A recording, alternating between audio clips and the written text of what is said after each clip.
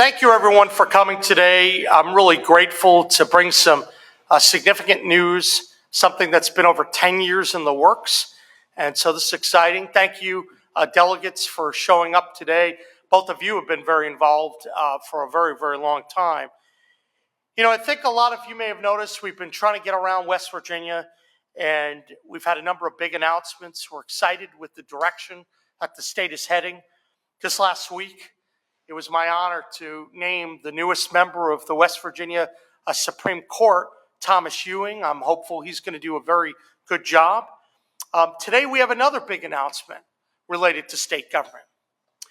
You know, when I took office, one of my first charges was to ensure that we could dive in at the way state government was operating, and we could look for efficiencies and new ways for taxpayers to have money saved. On day one, I signed an executive order directing agencies to develop a plan for more efficient government. And I'm proud to report that we're already seeing dividends on that. You saw that in the recent numbers that came in. A lot of the good work that happened in the past, then we did our part as well, driving efficiencies that were reflected even in the first 6 months that I was in office.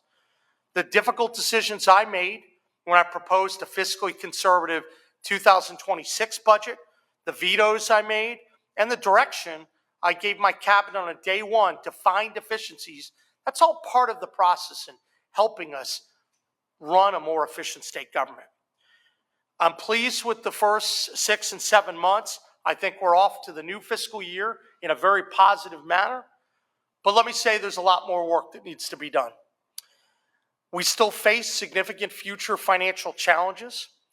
That includes additional changes to baseline on PEIA, and we'll talk about that in a bit, between $35 and $49 million in terms of increase on baseline for the fiscal year 2027 budget, absent changes. We're hopeful we will have changes.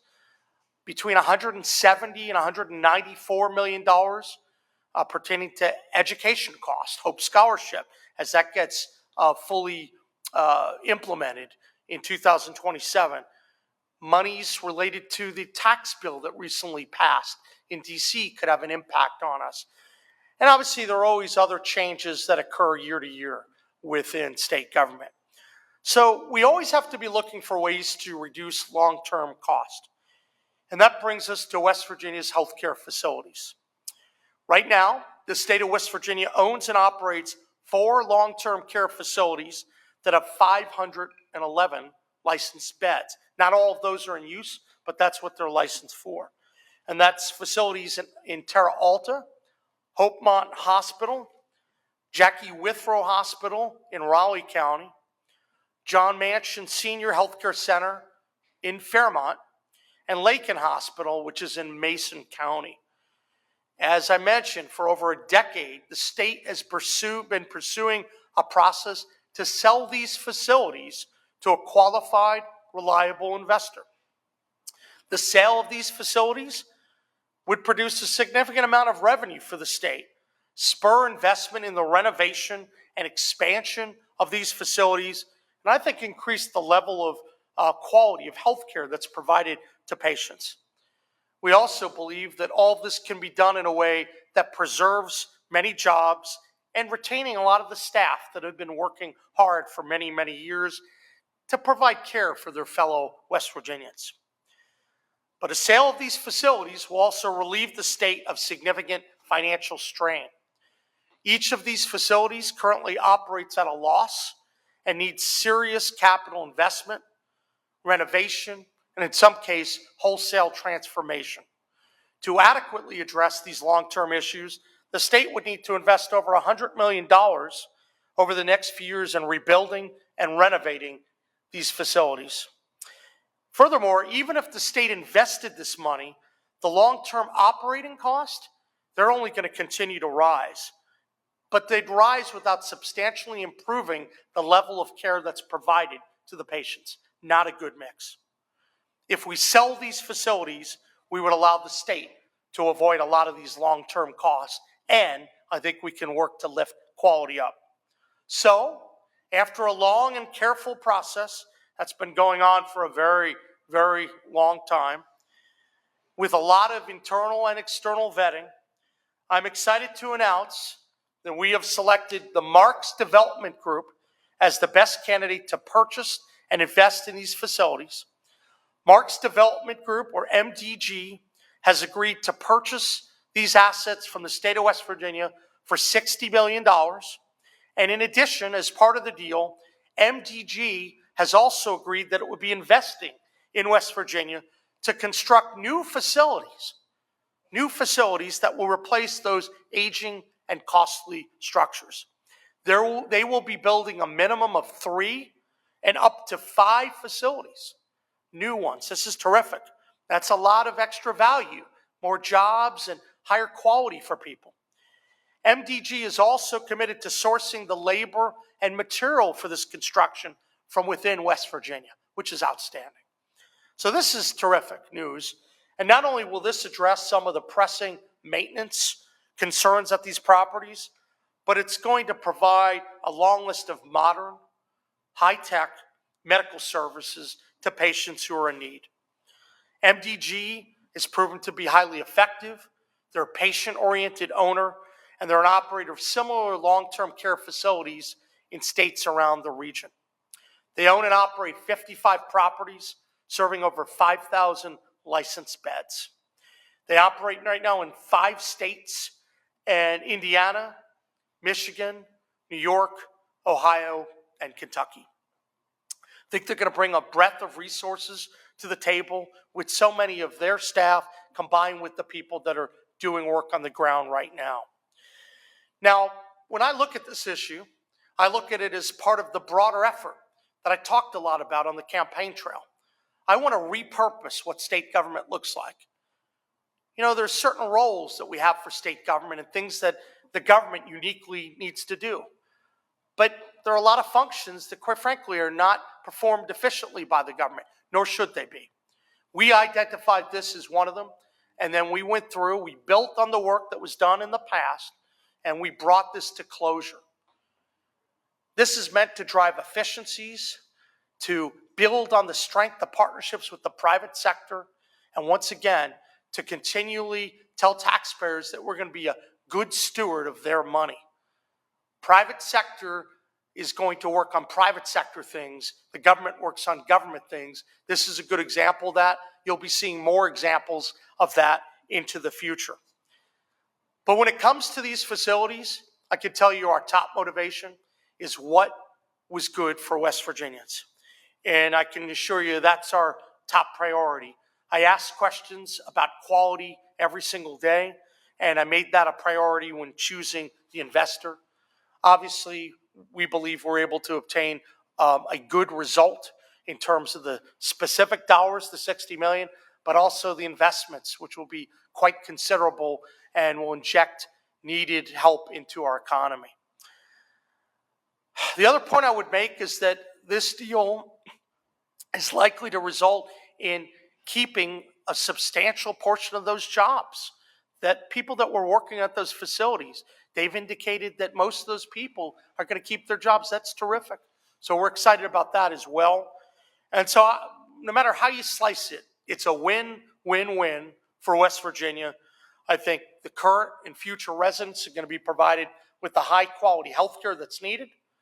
The state's going to realize resources right away.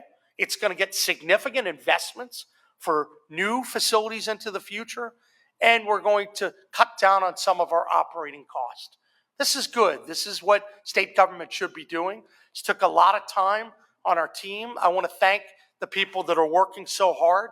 I know Curtis Capehart is here today. Curtis has been working hard on this. Our chief of staff, Tom, has been working on this. Mike Caruso, the head of facilities, healthcare facilities, he's poured a lot of time into this. And obviously some of the outside help that we had through the investment banking and the outside law firms. They've worked hard on this for a long time. I know in the last few months I've had a number of meetings trying to bring this to closure, and I keep asking about quality and obviously maximizing the resources for the state. That's what we've done here. And what a process it's been, right? We started a couple of years ago with over 140 parties. that originally had contacted the state of West Virginia. There were 62 NDAs that were signed, 8 letters of intent, and now as we got down to the final numbers, we found a group that we were very comfortable with. So I want to say thank you to everyone who was involved in the process. This is terrific, and this is just the beginning of more efforts we're going to have to find efficiencies in state government, but do it the right way while protecting people that are most in need. So I'm happy to be here today to talk about this. It's a big development after a long period of time, and I'd be happy to answer any questions that the media has. Stephen. What will this mean going forward for the Department of Healthcare Facilities? We have obviously HHR split into 3: health, human services, and health facilities. Yeah. A big part of that, I think, was obviously them doing investigations into whether they could do the sale, which you just talked about here. Will that be part of a plan maybe for the next legislative session to begin to wind that down? So we still have a number of facilities that we haven't sold yet in terms of the hospitals, so we're looking at that. But naturally, the way this process evolved, it made sense to sell the first 4. So there still are going to be a number of the remaining facilities that for now are under the auspices of Department of Health Facilities. But, look, I'm always looking to save resources. The long-term goal of that is to eliminate most of the need for that department. And that would be good. Look, it's no secret that I want to reduce the number of departments and reduce the number of agencies to drive efficiencies. So in consultation with the legislature, I will be happy to have those conversations and look at different ways we can keep saving resources. I know that some of the other facilities that we haven't sold, we're going to keep pursuing potential sale of those and look at different ways that that can be handled the right way, because all those facilities are different. Some are in different financial straits than others. So, I don't want to forecast what the finances are going to look like, because some of those have been required heavy subsidizing from the state. And I think some of that will continue into the future. But look, I'd like to make as many changes as possible to repurpose government and get rid of these facilities. The government's not very good at delivering health care. I think that if we can hand that off to groups that do this every day and have demonstrated success, that's the direction we need to go in. Sure. Yeah, hey, Anna. How will this be communicated to the patients, and what will that transfer look like for them in terms of their insurance coverage? Well, we plan to clearly communicate it to the patients, and I think it's going to be very seamless. My hope is that the patients are going to be very happy that we're looking at not only the transfer to the private sector, but we're looking at the build out of new facilities, which is great news. And so from a quality perspective, I think it's going to be positive. But, we will be alerting them and letting them know in all the appropriate ways in the upcoming weeks and months ahead. I know that we have a closing that we have to get to. We're positioned, we signed the paperwork. The closing, Curtis, what's the closing date? September 30th with a possible 30-day extension. So this is happening very soon, but we're going to let people know that it's coming, and we'll do everything to work with the new owner to have a smooth transition. Lori? Yes, when you say that there's going to be new facilities built, are those in place of the hospitals that are there now? So these are the long-term care facilities. These aren't the hospitals, but when I say the new facilities, they'd be meant because a lot of these aren't as good a condition as we like, so that presumably they'd be located right in that very region. So they'd be new build-outs. So that's what we mean. Questions? WOWK? Yeah, Hey, Sarah.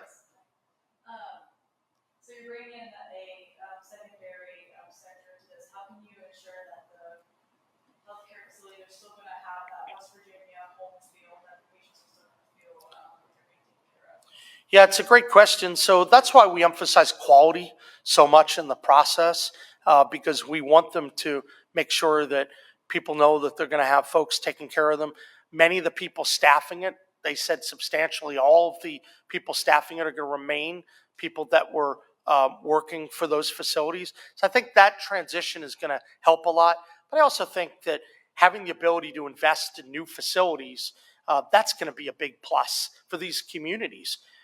These facilities are cornerstone of these communities. People really rely on them, and I think it's only a plus up for the communities that they're going to see new investment, new jobs, new opportunities, while I think a higher level of quality. Has Sure. this company also expressed interest in the other facilities? So we're continuing to work on the other facilities, and so I don't have a timeline to talk to you about that. My focus right now has been on selling these 4, because I think that's the interest that we had, that folks were looking at kind of this cluster as opposed to all of them together. But after we're done with this, we'll roll our sleeves up and we'll keep doing more and more. The work of creating efficiencies in government, it's never going to end. And I can promise you that every day I'm challenging my team to do more with less. Because at the end of the day, I want West Virginia to win that backyard brawl. And that means we have to be faster, stronger, better than the other states. That's speed to build, creating the best type of regulatory culture, eliminating red tape. It also means long-term trying to lower our state income tax, become more competitive with other states that we touch.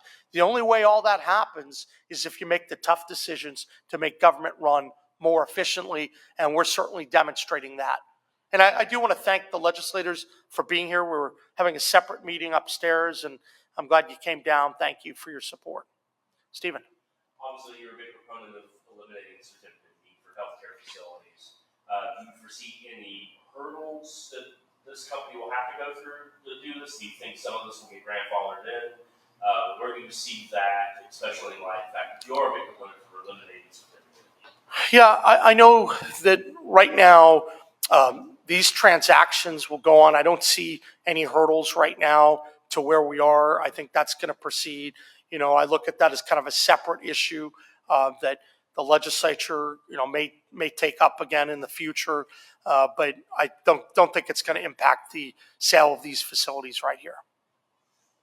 Is this type of thing you need legislative approval for?